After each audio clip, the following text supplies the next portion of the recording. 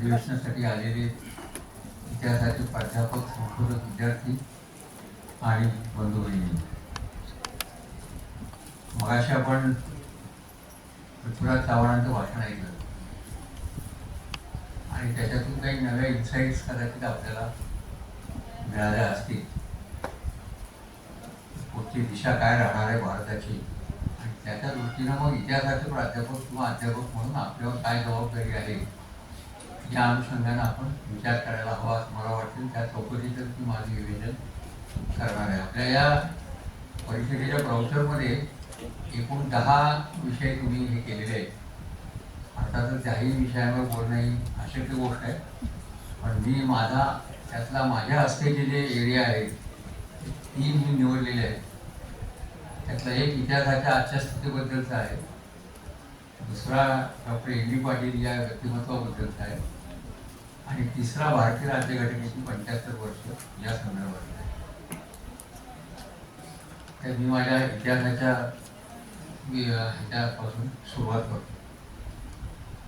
मगाशी पृथ्वीराज चव्हाण असं म्हणाले की इतिहासाची व्याप्ती आपण फार मर्यादित ठेवली गेली. एका अर्थानं खूप खरं आहे. म्हणजे विशेषतः मराठा हिस्ट्री, मुघल हिस्ट्री किंवा याच्या पलीकडे आपण सहसा जात नाही. आणि इतिहासाची जी संकल्पना आहे ती तर खूप व्यापक आहे, ती काही मर्यादित नाही आहे. त्या अर्थानं आपली अडचण अशी झालेली आहे, आचार्य अत्रे असं नेहमी म्हणत की इतर सगळ्या प्रांतांना महाराष्ट्र सोडला तर भूगोल आहे, आणि महाराष्ट्र हा असा एकमेव प्रांत आहे की त्याला भूगोलही आणि इतिहासही आहे. अत्र्यांनी महाराष्ट्राच्या इतिहासाचं कौतुक केलं, ते योग्य होतं, पण आजची परिस्थिती पाहायला अत्रे दुर्दैवाने नाही आहे. त्यांना इतिहासाचं भूत कसं डोक्यावर बसतं हे आजच्या काळामध्ये पुरेपूर अनुभवाला आलं असतं. अशा एका कालखंडामध्ये आपण इतिहासाचा विचार करण्यासाठी आज जमलेलो आहोत. अक्षरशः इतिहासाचं भूत महाराष्ट्रीयांच्या मागुटीवर बसलेलं आहे. शेरवरकरांच्या मीमांसेमध्ये सुद्धा याच्याबद्दलचा काही खल त्यांनी केलेला आहे की हा जो संबंध आहे महाराष्ट्राच्या मागुटीवरचा, याचं करायचं काय नेमकं. आणि ही प्रक्रिया शेरवरकर असलेल्या काळापासून सुरू आहे, नंतरच्या काळातही ती चालू झालेली आहे. ही नेमकी प्रक्रिया काय होती, याच्यातनं काय झालं, आणि त्याच्यातनं आजची परिस्थिती कशी उद्भवलेली आहे हे आपल्या सगळ्यांना इतिहासाचे अध्यापक किंवा विद्यार्थी या नात्याने पाहायला हवं असं मला आवर्जून वाटतं. पहिली गोष्ट म्हणजे इतिहासाची संकल्पनाची व्याप्ती भरीत असून सुद्धा आपण ती फार मर्यादित केलेली आहे. कितीतरी गोष्टी आहेत. संकल्पनांचा इतिहास आहे, क्रीडेचा इतिहास आहे, जनसंस्कृती आहे, कार्यसंस्कृती आहे, अशा कितीतरी गोष्टी समाज जीवनाशी संबंधित असणाऱ्या या सर्व गोष्टींना इतिहास आहे हे आपण विसरून गेलेलो आहोत. या युद्ध, राजे, लढाया, सणावळ्या याच्या पलीकडचा इतिहास आपण पाहण्याचा फारसा प्रयत्न केला नाही. त्याच्यामुळे येणाऱ्या नव्या पिढ्या सुद्धा जय भवानीच्या पलीकडे जात नाही. हे लक्षात. बाकीच्या गोष्टीचा इतिहास आहे हे भान आपण घालवलेलं आहे. आणि याचं एक कारण महत्त्वाचं असं आहे, महाराष्ट्राकडे एका कालखंडामध्ये इतिहासाच्या विषयी जी दृष्टी होती, ज्याला मी इतिहास दृष्टी असं म्हणतो, ती महाराष्ट्राने गमावलेली आहे. महाराष्ट्राला आज इतिहास दृष्टी नाही. ज्या विधानाचा कोणी प्रतिवाद केला तर त्याच्याशी संवाद करायला मला नक्की आवडेल. प्रतिवाद करणार असेल तर माझी तयारी आहे. पण महाराष्ट्राला इतिहास दृष्टीच नाही. इतिहास दृष्टी देणाऱ्या इतिहासकारांचा, इतिहास संशोधकांचा जो कालखंड होता तो संपलेला आहे. 1973 साली रावी उत्तुरकर नावाचे जे इतिहास संशोधक होते, ज्यांचा अभ्यासक्रमातला इतिहास वाचून मी शिकलो, माझ्या बरोबरच्या सगळ्या पिढ्या शिकल्या, किंवा पृथ्वीराज चव्हाण त्याच इतिहासाच्या अभ्यासक्रमात शिकलेले आहेत. त्यांनी 73 साली एक निरीक्षण नोंदवलेलं आहे एका त्यांच्या लेखामध्ये, शंकरराव देव गौरव ग्रंथामध्ये भारतीय प्रबोधन नावाचा त्यांचा एक लेख आहे. महाराष्ट्रातलं इतिहास संशोधन संपलेलं आहे का म्हणून त्याच्यात एक निरीक्षण केल्याचं नोंदवलंय. आधीच्या सगळ्या पूर्वसुरींचं रूप त्यांनी मान्य केलंय. शेरवरकर असतील, त्याच्या आधीचे लोक असतील, अगदी ग्रँड डब पासून सगळे त्याची मीमांसाही त्यांनी त्यात काही मांडली आहे. एका टप्प्यावर ते असं म्हणतात, आता महाराष्ट्रामध्ये आत्मगौरवीकरणाचं युग सुरू झालेलं आहे. आणि आत्मगौरवीकरण कशाचं आहे? जातींच्या अस्मितेचा. ही 73 सालातली त्यांची नोंद आहे. त्याचा पुरेपूर प्रकोप, ज्याला आपण म्हणू एखाद्या साथीचा किंवा आजाराचा प्रकोप जसा होतो, तसा प्रकोप तुम्हाला आजच्या कालखंडामध्ये बघायला मिळतो. तुम्ही सगळे इतिहासाचे अभ्यासक असल्यामुळे तुम्हाला इतिहासकारचं नाव माहीत असेल. त्या कारनी 2 महत्वाची विधानं केलेली आहेत. एका विधानात तो असं म्हणतो की इतिहास हा भूतकाळ आणि वर्तमान काळामधला सतत चालू असणारा संवाद असतो, आणि इतिहास हा दुभाषी पण असतो आणि मार्गदर्शक पण असतो. ज्या इतिहासकाराची जी व्याख्या आहे, या पद्धतीची इतिहासाबद्दलचं त्याचं जे म्हणणं आहे, ते आपण महाराष्ट्रीयन लोकांनी आजच्या काळामध्ये पूर्णपणे खोटं ठरवलेलं आहे. हा संवाद तर नाहीच, मार्गदर्शन तर नाहीच नाही, दुभाषा असण्याचा मुद्दा उपस्थित होतो. आणि दुसरं पुढे इतिहास या कारणे असं म्हटलेलं होतं एका ठिकाणी की बहुसांस्कृतिक जगणं याच्यासाठी भारताला इतर जगाकडे बघण्याचं कारण नाही, खुद्द भारत हीच त्याची प्रयोगशाळा आहे. नेहरूंच्या डिस्कव्हरी ऑफ इंडियामध्ये या विधानाचा तुम्हाला उल्लेख आणि विस्तार दिसतो. आज ती बहुसांस्कृतिकता सुद्धा आपण नष्ट करण्याच्या दिशेनं प्रवास करत आहोत. थोडक्यात आज हा इतिहास दृष्टी गमावलेला महाराष्ट्र आपल्या समोर आहे, आणि त्या ह्याच्यामध्ये आपण इतिहासाचा विचार करायचे जमलेलो आहोत. इतिहासाला जातीच्या अस्मितेमध्ये आपण बंदिस्त करण्याचा आटोकाट प्रयत्न चालवलेला आहे. महाराष्ट्रातलं इतिहास संशोधन, इतिहास विषयाचं मंथन अजूनही राजघराण्यांच्या पलीकडे जात नाही. सर्वसामान्य माणसाला त्यांच्या इतिहास संशोधनामध्ये अजूनही पुरेसं स्थान मिळालेलं नाही. एवढ्या चळवळी बाहेर होत आहेत, माणसांच्या जीव घेण्या चळवळी चालू आहेत, अस्तित्वाची लढाई चालू आहे. आणि ही आज चालू आहे असं नाही, आधीपासून चालू आहे, पुष्कळ वर्षापासून चालू असणार. पण या लढायांची नोंद आमच्या इतिहासामध्ये नाही. सबाल्टर्न स्टडीज सारखी एक ज्ञानशाखा इतिहासात सुरू झाल्यामुळे निदान काही गोष्टी उजेडात आल्या.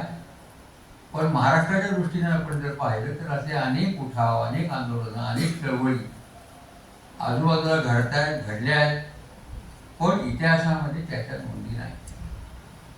आधुनिक पराक्रमाचा इतिहास आणि पराक्रमी पुरुषांच्यासाठीचा इतिहास याच चौकटीमध्ये आपण वागत आहोत. आणि याला भर घातलेली आहे ती मराठीमधल्या ऐतिहासिक कादंबऱ्या. मराठीतल्या ऐतिहासिक कादंबऱ्यांचं विश्लेषण सुद्धा डॉक्टर राजा दीक्षित सोडले तर अन्य कुणीही संशोधकाने नीट केलेलं नाही. या कादंबऱ्या काय सांगतात? या इतिहास सांगतात, सत्य सांगतात, एक रोमॅन्टिसिझम उभा करतात तुमच्याकडे, याची सुद्धा चर्चा आपल्याकडे नीट झाली नाही. शेजवळकरांना त्या काळामध्ये विवाहवारी वाङ्मयाची नोंद घ्यावीशी वाटली. इथे वांबुरकर मॅडम आलेले आहेत, विवाहवारी वाङ्मयाबद्दल त्यांचा विशेष अधिकार आहे. शेजवळकरांनी त्या काळात नोंद घेतलेली आहे. पुढे काय? पुढच्या इतिहासामध्ये त्याच्या फारशा नोंदी नाही. इतिहासाचा वाङ्मयाचा संबंध साधतो. आणि ऐतिहासिक कादंबरी म्हणजे इतिहासकालीन पुरुषांच्या स्वभाव रेखन, व्यक्तिरेखन, कुठेतरी पराक्रम, शोकांतिका हे रंगवण्याचं एक साधन, ठिकाण या अर्थाने या कादंबऱ्यांच्याकडे पाहिलं गेलेलं आहे. कोणतीही चांगली कादंबरी इतिहासातली ज्याला म्हणतो अशी घेतली तरी सुद्धा तिची याच्यातून सुटका नाही, हे लक्षात घ्या. हे का घडतं? तर इतिहास नावाच्या गोष्टीकडे तटस्थपणे किंवा एका रॅशनल दृष्टिकोनातून पाहणारा एक प्रबुद्ध नागरी समाज अस्तित्वात यावा लागतो. तो आज घडीला महाराष्ट्रात अस्तित्वात नाही. महाराष्ट्रातले बुद्धिजीवी या प्रबुद्ध नागरी समाजाचे घटक नाहीत असं खेदानं म्हणावं लागतं. ते त्यांच्या पद्धतीने काम करतात, ते ठीक आहे. पण नागरी समाज या संकल्पनेमध्ये जो एक विशाल दृष्टिकोन अभिप्रेत आहे, तो विशाल दृष्टिकोन आजच्या महाराष्ट्रातल्या बुद्धिजीवी वर्गांमध्ये आपल्याला दिसत नाही. दुसरी एक गोष्ट आपण लक्षात घ्यायला पाहिजे की इतिहास हा कधीच वस्तुनिष्ठ लिहिता येत नाही. कारण लिहिणारी व्यक्ती आहे ती त्याच्यात व्यक्तिनिष्ठा डोकावणार.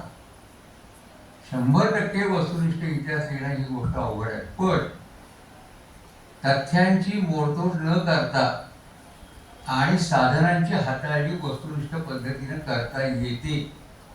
एवढं करून जरी इतिहास लिहिला तरी तो जवळपास वस्तुनिष्ठतेच्या पातळीवर 100% जरी नाही उतरला तरी बऱ्यापैकी तिथपर्यंत पोहोचेल. आमच्या मॅथमॅटिक्समध्ये टेंडिंग टू नावाची एक संकल्पना आहे.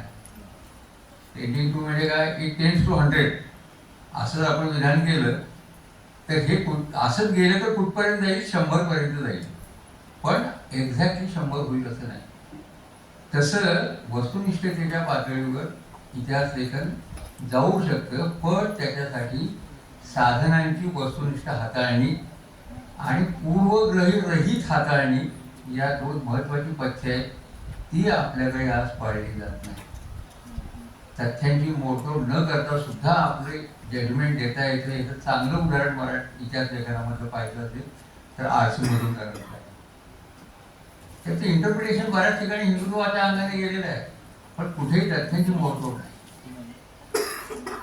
आता हे आख्यायिका काय मला माहिती नाही, असं म्हटलं जातं की त्यांना कोणीतरी ताजमहाल हे शिवालय आहे असं तुम्ही तुमच्या संशोधनात मांडा असं म्हटलं, त्यांनी त्याला नकार दिला. तथ्याची मोडतोड मी करणार नाही, माझं इंटरप्रिटेशन हा माझा राईट आहे.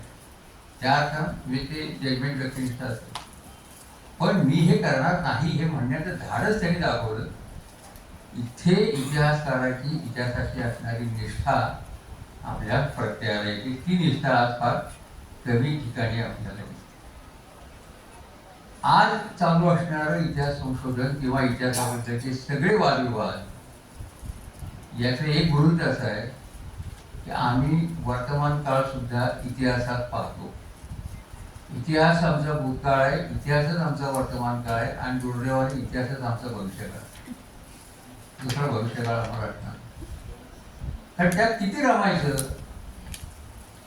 आचार्य विनोबा भाव्यांनी त्यांच्या एका लेखामध्ये, मधुकर मासिकाच्या लेखामध्ये महाराष्ट्रीयन समाजाचे 4 दोष सांगितलेले होते, महत्वाचे दोष होते.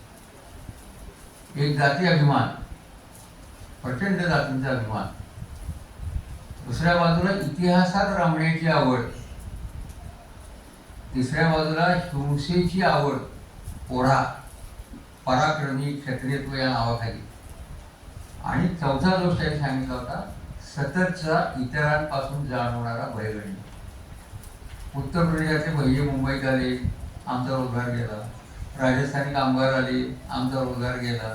बिहारमधनं कार्पेंटर्स आले, आमचा रोजगार गेला.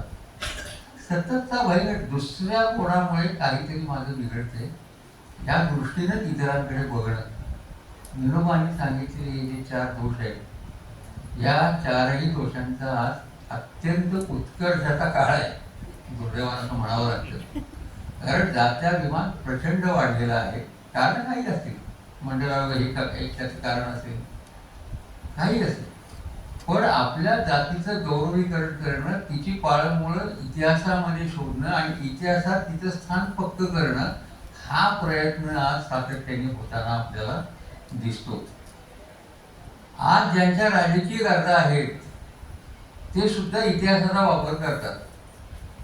उदाहरणार्थ हिंदुत्ववादी शक्ती, त्याकाळात तुमच्या भांडण आपण कारण नाही. आजचं सगळं राजकारण इतिहासात का शोधताय तुम्ही?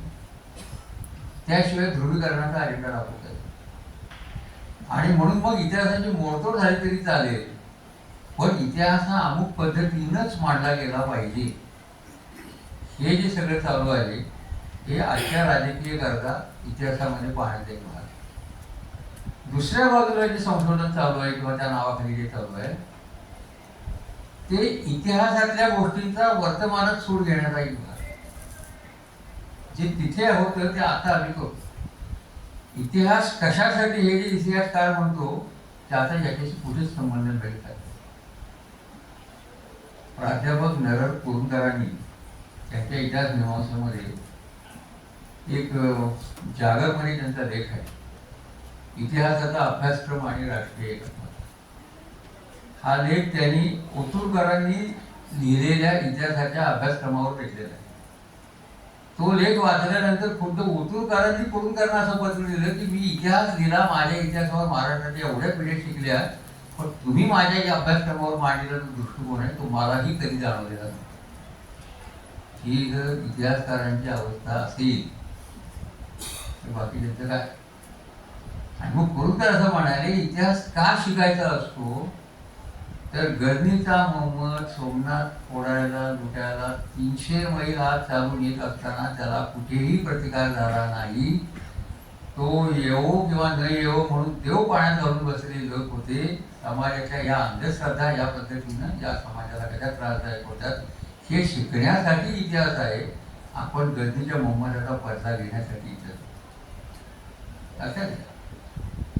हेच विजयनगरच्या साम्राज्याबद्दल खिलजी आल्याचा पत्ता नाही.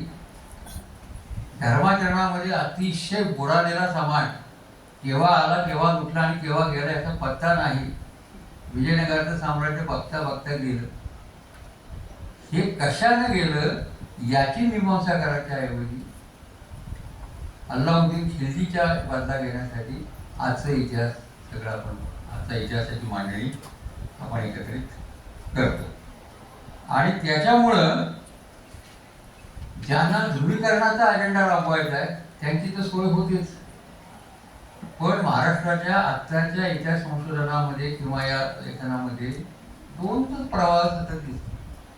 एक हिंदू मुस्लिम तरी किंवा ब्राह्मण ब्राह्मणेतर. या दोन्ही प्रवाहांच्या पलीकडे इतिहासाची मीमांसा जात नाही. आणि जीवनाची इतकी सगळी क्षेत्र मागायची मी म्हणालो तशी मोकळी आहे. बरं, ह्याही दोन क्षेत्रामध्ये समजा याच दोन व्यवसायामध्ये तुम्हाला जायचं असेल तरी सुद्धा त्याच्यासाठीची परिपूर्ण मांडणी आणि साधनं उपलब्ध आहेत का. आता पृथ्वीराज बाबा असं सांगत होते आणि सगळ्यांना आपल्याला माहिती आहे की लाखो पोथ्या अजूनही त्याचा अर्थ लागत नाही म्हणून पडू नये. पोर्तुगालमध्ये मराठी कागदपत्र आहेत. भारत इतिहास संशोधक मंडळाकडे अनेक पोथ्या आणि कागदपत्र अजून पडून आहेत मोदीच्या अभ्यासकांच्या अभावी. तंजावरमध्ये तीच गोष्ट आहे. अनेक ठिकाणी जिथे जिथे मराठी गेलेले आहे तिथे या सगळ्या गोष्टींचा पूर्ण उलगडा अजून झालेला नाही. म्हणजे जेवढं संशोधनाच्या आवाक्यात आलेलं आहे त्यातल्या अत्यंत कमी असणाऱ्या पुराव्याच्या आधारावर आपण सगळा इतिहासाचा अजेंडा चालतो. हा सगळा ज्या वेळेला आपल्या आवाक्यात येईल तेव्हा तर कदाचित चित्र काय असेल माहीत नाही, पण त्या चित्राकडे जाण्याची कुणालाही गरज वाटत नाही. आहे त्याच्यावर या दोन मुद्द्यांभोवती महाराष्ट्रातले इतिहास संशोधन फिरत राहते. ही दुर्दैवाची गोष्ट. आणि त्याचा परिणाम काय होतो मग. त्याचा परिणाम तुम्ही तिकडे तरी असा किंवा इकडे तरी असा मध्ये असायची तुम्हाला गरज. तुम्ही आयदर तिकडे जा म्हणजे आयदर इकडे जा, त्यांचे किंवा आमचे, बाकी कोणाचे नाही. म्हणजे त्याच्यामध्ये मी माझा सुद्धा नाही ही अडचण फार वाईट आहे. मी एक तर ह्यांचा असला पाहिजे किंवा ह्यांचा असला पाहिजे, मी माझाही असता कामा. हे सगळ्यात भयानक आहे संशोधनाच्यासाठी. आणि म्हणून इतिहास संशोधकाला लागणारी जी तटस्थता आहे ती आजच्या महाराष्ट्रामधनं हरवलेली आहे. ती पुन्हा मिळवणं, इतिहासाचा विवेकी असा अन्वयार्थ लावणं आणि भूतकाळातल्या चुकांचा अन्वयार्थ लावून वर्तमान काळासाठी इतिहासाच्या जे आपण शिकलो त्याची एक नवी पायवाट तयार करणं ही इतिहास संशोधकांच्या पुढची आजचे आव्हान आहे. इतिहास शिकवणाऱ्या प्राध्यापक आणि अध्यापकांच्या पुढचे सुद्धा आव्हान आहे. जर राष्ट्रीय एकात्मतेशी सुसंगत अशा स्वरूपाचं इतिहास संशोधन किंवा इतिहासाचा अन्वयार्थ आपण लावू शकलो नाही तर या देशाचं विघटन व्हायला वेळ लागणार. एकदा आपण विघटन भोगलेलं आहे. परत स्वातंत्र्योत्तर कालखंडामध्ये सुद्धा विघटनाच्या उंबरठ्यावरनं आपण परत आलेलो आहोत. पंजाबचा प्रश्न आठवा, आसामचा प्रश्न आठवा. आपण एका टप्प्यावरून परत आलेलो आहोत घटनेच्या चौकटीत, त्याच्यानंतर उल्लेख केली. आता पुन्हा जर तिसऱ्या विघटनाकडे जायचं असेल तर मग या देशाचं दुर्दैव आहे. म्हणून इतिहास परिषद भरत असताना इतिहासाच्या सगळ्या प्राध्यापकांना, अध्यापकांना, संशोधक विद्यार्थ्यांना माझी अशी नम्र विनंती आहे की तुम्ही जो इतिहास मुलांना सांगाल त्याच्यावर पिढी घडणार आहे.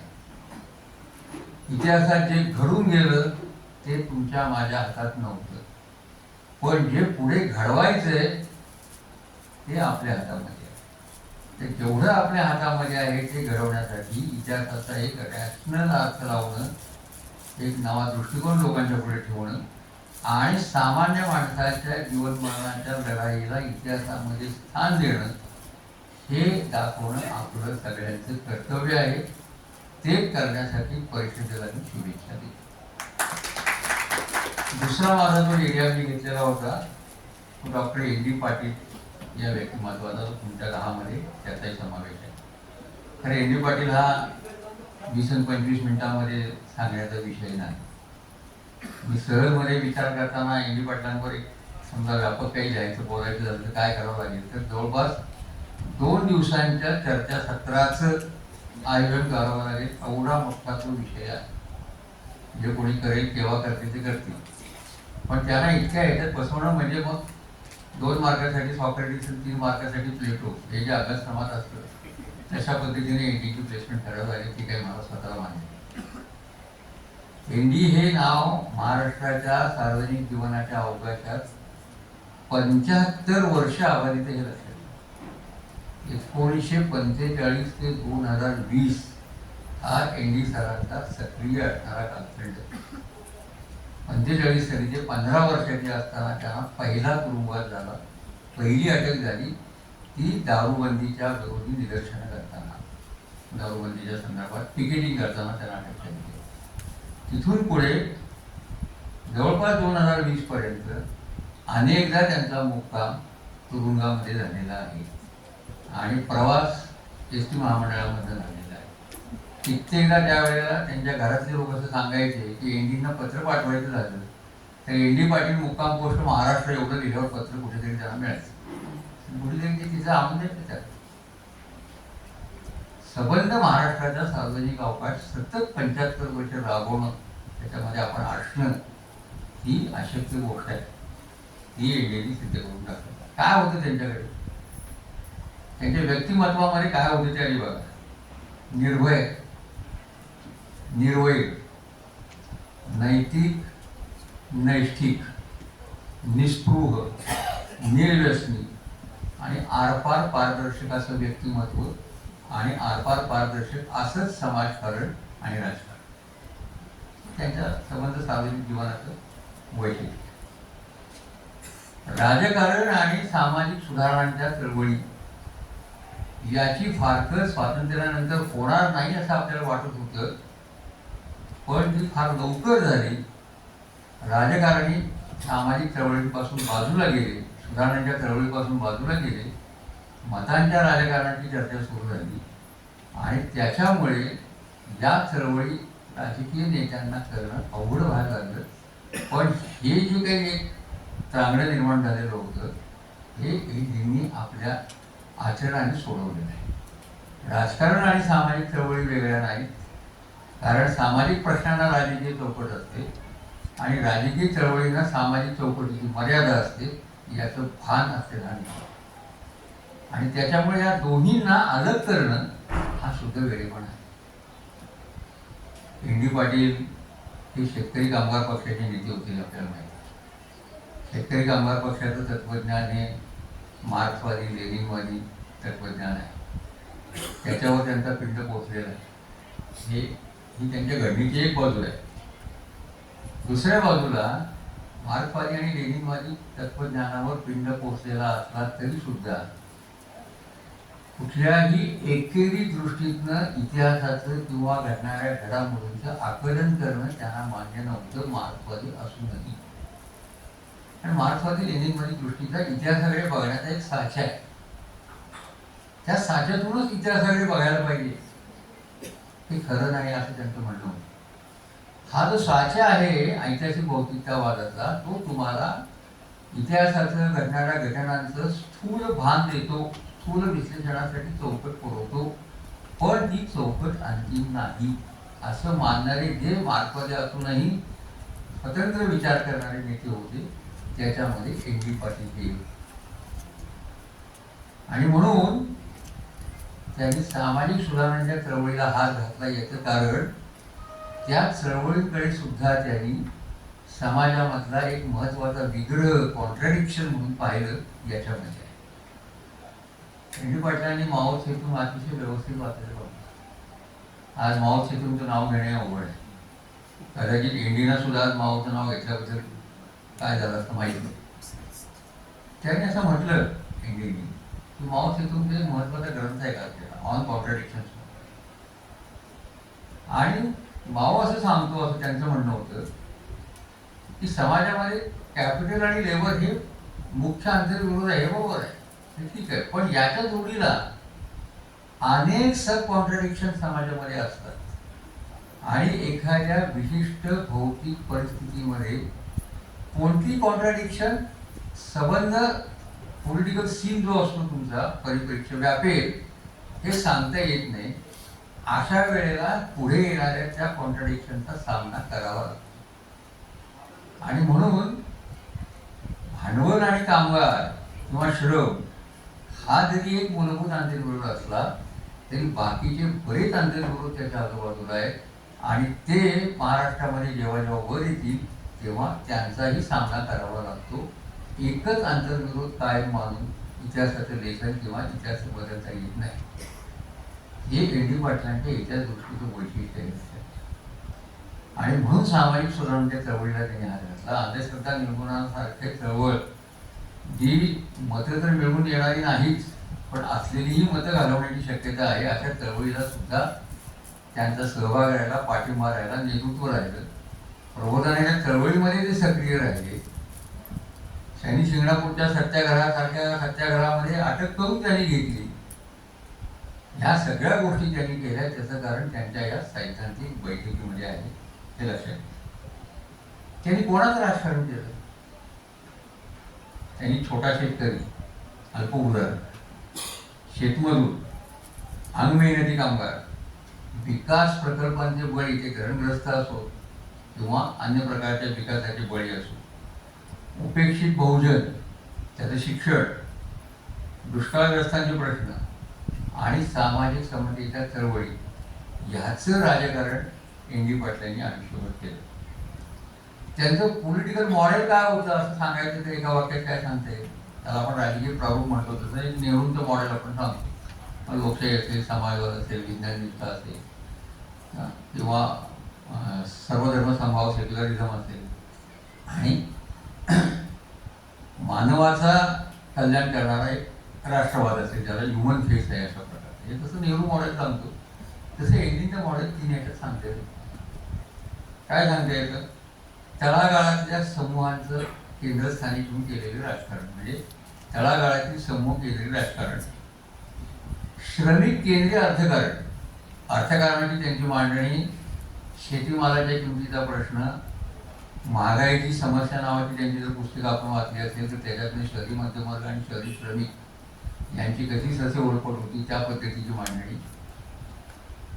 आणि तिसरं म्हणजे समता केंद्री समाजशास्त्र. त्याच्यामध्ये बहुजनांच्या उपेक्षित शिक्षणाचा सुद्धा मुद्दा त्यांनी घेतलेला आहे. आपल्या कदाचित आता जे रिटायरमेंटच्या वर्ल्डवर असणारे लोक आहेत त्यांना कदाचित माहीत असेल, त्याच्या असल्या लोकांना माहिती असण्याची शक्यता नाही. महाराष्ट्रामध्ये मधुकरराव चौधरी शिक्षण मंत्री असताना एक शिक्षणाबद्दलची श्वेतपत्रिका काढण्यात आली होती आणि तेव्हा अशी एक विभागणी सुचवली होती त्यावेळेच्या सरकारने, सरकार काँग्रेसच होतं अर्थात, की शहरामधल्या विद्यार्थ्यांना हायर स्टडीज आणि ग्रामीण भागातल्या विद्यार्थ्यांना लोअर स्टडीज ही विभागणी त्यात सुचवलेली होती. याला कडाडून विरोध एन डी पाटलांनी त्यांच्या पक्षाने केलेला आहे. महाराष्ट्रभर एनडीने या प्रश्नावर रान उठवलं आणि बहुजन आणि अभिजन यांच्यात ही दरी तुम्ही का पाडताय? ही जर तुम्ही पाडली तर बहुजनांच्या विद्यार्थ्यांना तो अभ्यासक्रम कधीच शिकायला मिळणार नाही आणि जे सगळे सत्तेचे वरचे टायर्स आहेत त्याच्यामध्ये बहुजन कधीच पोहोचणार नाही. तेव्हा हे आम्हाला मान्य नाही, हे रद्द झालं पाहिजे. आणि ह्याच्यावर त्यांनी इतकं रान उठवलं, सगळ्या विधिमंडळाच्या आमदारांसमोर त्यांनी एक भाषण केलं, तर काँग्रेस पक्षाचे आमदार होते आणि घोषणा त्यांनी दिली की या सरकारचं धोरण काय बघा. त्यावेळेला कुटुंब नियोजनामध्ये लूप नावाचं एक उपकरण वापरलं जात असे, त्याचा त्यांनी वापर केला. ते असं म्हणाले, सरकारचं शैक्षणिक धोरण कसं आहे, कुटुंब नियोजनासाठी लूप आणि शाळेला कुलूप. ही मुलं रोज स्टडीची जाणार कुठे?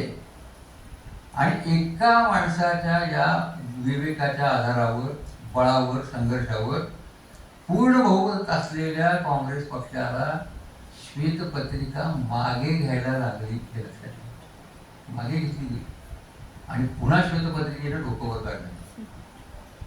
एका माणसाची ताकद काय असू शकते याचं कारण त्याला मी मगाशी म्हटलं तसं नैतिक आणि नैतिक या दोन्ही प्रकारची अधिष्ठानं होती आणि बहुजन शिक्षणाचा खरा कळवळा हे झालंच पाहिजे, कारण ते स्वतः त्यातनं गेलेले आहेत त्या.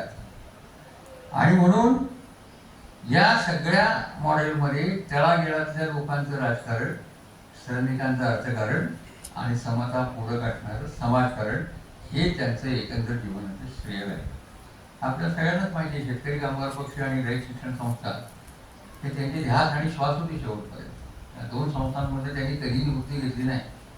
रयतची चेअरमनशिप सोडली, पण रयतमध्ये ती शेवटपर्यंत राहिले. त्यात दुसरं त्यांचं एक महत्वाचं वैशिष्ट्य आहे, राजकीय नेता म्हणून अनेक सामाजिक चळवळींना त्यांनी नुसती मदत केली नाही, तर त्यांच्या चळवळीमध्ये सहभागी झाले आणि सहभागी होत असताना त्या चळवळीचा जो नेता असेल त्या नेत्याच्या नेतृत्वाखाली ते सहभागी झाले, हे लक्षात घ्या. तिथे इंडी पाटलांनी नेतृत्व केलं असं झालं नाही. ते नेहमी असं म्हणायचे की अनिष्ट कार्यक्रमाला मी जेव्हा जातो, चळवळीमध्ये जेव्हा मी जातो, तेव्हा नरेंद्र दाभोळकर माझे नेते असतात. तिथे कधी नाही असला हस्तक्षेप केला नाही. मला मुद्दा पटलेला आहे, सुधारणा पटलेली आहे, मला लॉजिक पटलेलं आहे, मी तुमच्या चळवळीमध्ये सहभागी होणार आहे, नेतृत्व तुमचं असेल, तुमच्या कार्यक्रमात माझा सहभाग आहे. त्यामुळे या राजकीय नेत्याबद्दल हा जर आपल्या चळवळीमध्ये सहभाग घ्यायला आला, मदतीला आला, तर आपली संघटना फुटेल, आपले कार्यकर्ते तिकडे ओढले जातील, आपण शून्य होऊ, आपला प्रभाव कमी होईल, अशा तऱ्हेची भीती ज्यांना असेल. आणि होती एकेकाळी ही पद्धत. यशवंतरावांच्या बाबतीत सांगितलं जायचं, ज्यांच्या पाठीवर त्यांचा हात पडेल तो हात दुसऱ्या दिवशी त्यांच्या बरोबर असणार. हे अनेकांच्या बाबतीत झालेले महाराष्ट्रामध्ये, कुठे शेतकरी कामगार पक्षाच्या बाबतीत झालेले. पण इंडियनच्या बाबतीमध्ये ही भीती कधीही वाटली नाही. आणि म्हणून चळवळीबरोबर त्यांचा दिलखुलास संवाद असेल, दिलखुलास सहभागही असेल आणि त्या त्या ठिकाणी त्यांनी जे कॉन्ट्रीब्युशन दिलेलं आहे, योगदान दिलं आहे, ते सगळ्यात महत्त्वाचं आहे. त्याचं सगळ्यात चांगलं उदाहरण मेधा पाटकरांच्या नर्मदा आंदोलनाचं आहे. मंत्रालयात आंदोलनाची दाद घेतली जाणं, त्यांना वेळेवर मंत्र्यांच्या भेटी होणं, पुनर्वसनाचे प्रश्न मार्गी लागणं, याच्यासाठी एनडीचा ॲक्सेस शेवटी वापरावा आणि तो चटकन मिळाला. आता मी एवढा ॲक्सेस तुम्हाला दिला तर तुम्ही माझे काय ऐकाल, असा प्रश्न त्यांच्या मनात कधी आला नाही. कारण ही सगळी चळवळ तळागाळातल्या माणसांची आहे आणि त्या माणसांची माझी बांधिलकी असेल तर हे करणं माझं कर्तव्य ठरतं. अशा प्रकारच्या भूमिकेतून ते या सगळ्या प्रश्नांकडे पाहत. वैयक्तिक आणि संस्थात्मक या दोन्ही पातळीवरती त्यांचं वर्तन जे आहे ते पूर्ण भ्रष्टाचार मुक्त आहे.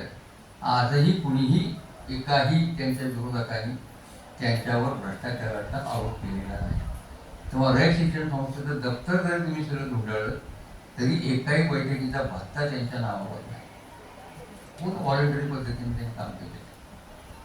अशा प्रकारचा हा नेता, स्वतःचं निवृत्ती वेतन सुद्धा मिळणारं आमदारकीचं, ते कार्यकर्त्यांसाठी खर्च करत होतं. आणि सगळ्यात मोठं त्या व्यक्तिमत्वाला एक डायमेन्शन जर कोणतं असेल तर माझ्या चळवळीमध्ये आल्यानंतर ज्यांना आपले प्राण गमवावे लागलेले आहेत अशांच्या कुटुंबियाची काळजी या माणसाने मरेपर्यंत घेतलेली आहे. सगळ्यात चांगलं उदाहरण म्हणजे इस्लामपूरचा जो सत्याग्रह 1972ला दुष्काळाचा झाला आणि त्याच्यावर गोळीबार झाला, त्या गोळीबारामध्ये 4 हुतात्मे, तरुण हुतात्मे झाले, त्यांचा एक पुतणाही त्याच्यामध्ये होता.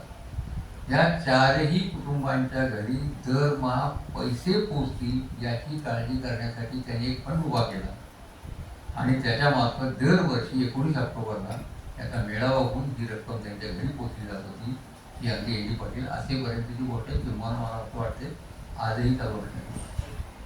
म्हणजे आपल्या चळवळीमध्ये ज्यांना नुकसान सोसावं लागलेलं आहे, जी कुटुंब उघड्यावर आली, त्यांची सुद्धा काळजी करणारा हा नेता होता. त्याने मुख्यमंत्री निधींना पैसे देता आले असते, तेवढा त्यांचा आवाका होता. कुठल्या मुख्यमंत्र्यांना नाही म्हणणं अवघड गेला, तो मार्ग त्यांनी केला. त्यांनी लोकवर्गणीतनं हा पैसा उभा केला आणि ती काळजी घेतली, कारण लोकांच्या प्रश्नासाठीही हुतात्मे झाले. ती लोकांची जबाबदारी. त्या लोकांना आपल्या जबाबदारीची जाणीव देणारे नेते फार थोडे असतात. एन डी पाटील हा त्यातला एक नेता आहे. नैतिक दबदबा तर होताच होता, पण या माणसाचं आणखी एक बौद्धिक वैशिष्ट्य आहे. मगाशी असं म्हणालो की ते मार्क्सवादी लेनिनवादी होते, हे खरं आहे. पण या माणसाची सगळी आंदोलनं जर तुम्ही पाहिली, इस्लामपूरचा गोळीबार असू दे, सेस विरुद्ध शेवटचं आंदोलन असं होते रायगड जिल्ह्यात केलेले त्यांनी, अंबानीच्या सेस विरुद्ध, ही सगळी आंदोलनं सत्याग्रह शास्त्राप्रमाणे झालेली आंदोलनं आहेत पूर्णपणे. मी एका आंदोलनाचा व्यवस्थित अभ्यास केला आहे इस्लामपूरचा आणि सेसचे. लक्षात घ्या, सत्याग्रह शास्त्र ज्या पद्धतीनं सांगतं आंदोलनाची आखणी कशी करायची, ते सगळं तंतोतंत त्यात पाळलं गेलेलं आहे. आणि म्हणून माझ्या एका लेखाचे टायटल आहे, मी इंजिनच्यावर लिहिताना मार्क्सवादी सत्याग्रही असं लिहिलं. लोकांना जरा आश्चर्य वाटलं की हे गांधी प्रणित सत्याग्रह आणि मार्क्स एंगल्स किंवा मार्क्स लेनिनचे मार्ग यांची सांगड कुठे बसते. लेनिनला सुद्धा हा प्रश्न आम्ही विचारलेला त्या काळामध्ये.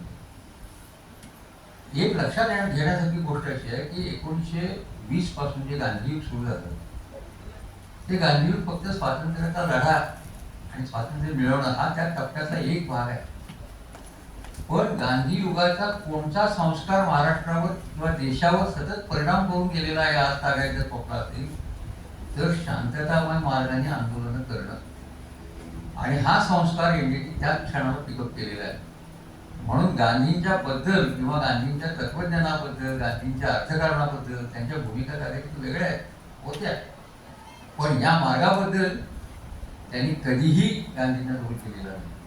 किंबहुना मी मार्क्सवादी लेनिनवादी म्हणून मी हिंसेच्याच मार्गाने जाईल अशीही भूमिका घेतलेली नाही.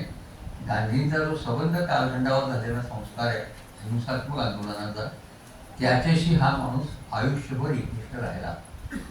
आणि म्हणून गांधींच्या टप्प्यामध्ये जे शेवटचं उपोषणाचं शस्त्र असतं ते त्यांनी वयाच्या 80व्या वर्षी जवळपास सेजच्या लढ्याच्या वेळेला उपयोगात आणलं आणि स्वतःचं आयुष्य स्टेजला लावलं आणि केलं. उपोषण केव्हा सुरू करायचं, केव्हा थांबायचं, त्याचं सुद्धा शास्त्र आहे. म्हणून मी असं म्हणालो की त्यांची सगळी जी आंदोलनं आहेत ती त्या सत्याग्रह शास्त्राच्या अनुसार झालेली आंदोलनं आहेत. म्हणून ह्यांना मार्क्सवादी म्हणावं का गांधीवादी म्हणावं असा पेचही मला एकेकाळी पडलेला होता.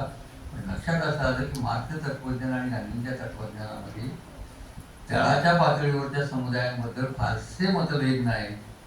त्यामुळे लढ्याचा मार्ग भारतासारख्या देशामध्ये अनुष्ठित असला पाहिजे. हिंसा परिवर्तनवादी लढ्यांना, चळवळींना परवडणारी गोष्ट नाही, हे ज्यांना उमगलं होतं असा तो नेता.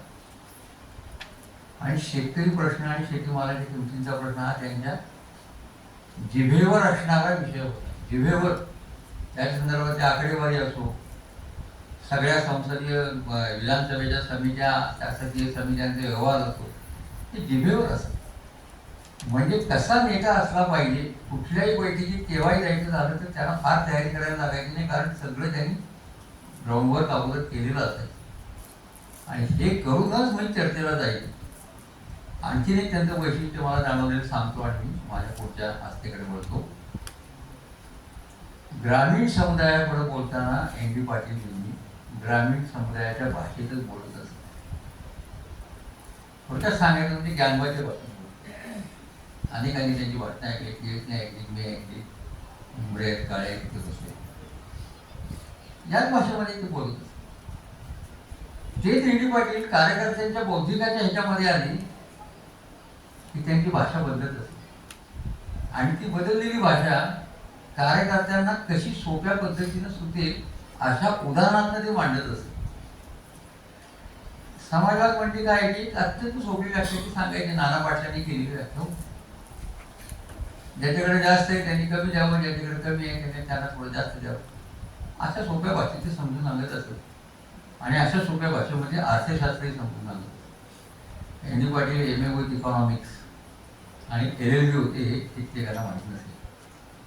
इकॉनॉमिक्सचे अतिशय चांगले जाणकार होते ते आणि ॲग्रो इकॉनॉमिक्सचे तर होते. त्यामुळे ही एक हातोटी त्यांच्याकडे होती. कार्यकर्त्यांच्या शिबिरात बोलताना ते अत्यंत सोप्या भाषेत सिद्धांतानं उलगडून दाखवत होते.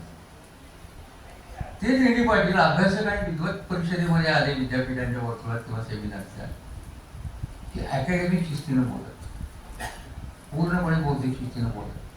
त्यांचे संदर्भ सांगण्याची पद्धत, संदर्भ देण्याची पद्धत, विश्लेषण करण्याची पद्धत ही सगळी अकॅडमिक असते. आणि म्हणून या माणसाची सगळ्यात मोठी कामगिरी महाराष्ट्राच्या बौद्धिक विश्वात जर कोणती असेल तर महाराष्ट्रामध्ये लढणारा आणि लिहिणारा याच्यामध्ये जे द्वैत होतं ते द्वैत मोडणारा हा नेता. ते लढले पण आणि त्यांनी लिहिले पण. म्हणून लढणं आणि लिहिणं याचं द्वैत मोडणारा नेता असंही त्यांचं एक स्वरूप सांगत आहे. मी एन डी पाटलांच्या स्मृतीला अभिवादन करतो आणि माझ्या पुढच्या मुद्द्याकडे बघतो. हा पुढचा मुद्दा या दोन मुद्द्यांपेक्षा जरा वेगळा आहे, पण आजच्या कालखंडाच्या दृष्टीने हा अतिशय महत्त्वाचा आहे असं मला वाटतं. तो म्हणजे तुम्ही राज्यघटनेची 75 वर्षाचं त्याच्यामध्ये म्हटलेलं आहे. कसं काय चाललं सगळं 75 वर्षाचं राजकारण, घटना कशी पुढे गेली, कुठे आली, घटनेला मर्यादा आहेत का नाही, अमुक आहेत, हे सगळे प्रश्न आज आपण चर्चेला घेतो. ते सगळे या विषयामध्ये आपल्याला येऊ शकतात. पहिल्यांदा आपल्या घटनेची वैशिष्ट्य लक्षात काय, जगातली सुंदर घटना आहे वगैरे हे सगळे एक वर्णन झालं. पण प्रत्येक पिढीला एक राष्ट्र मानून येणाऱ्या नव्या पिढीच्या नव्या आकांक्षा असतील, त्यांच्या विचाराला वाव दिला पाहिजे हे मान्य करणारी ही राज्यघटना आहे. ही सॅक्रोसॅन्ट नाही. म्हणून 368 कलम घटनेमध्ये आलेला आहे, घटना दुरुस्ती. वेळोवेळी तुम्हाला घटना दुरुस्ती करावी लागेल. 47 ते 50 किंवा 46 ते 50 पर्यंत घटना लिहिण्याची प्रक्रिया सुरू झाली. त्यावेळेचे प्रश्न घटनेत आलेलेच आहेत, ताण आलेले आहेत प्रश्न.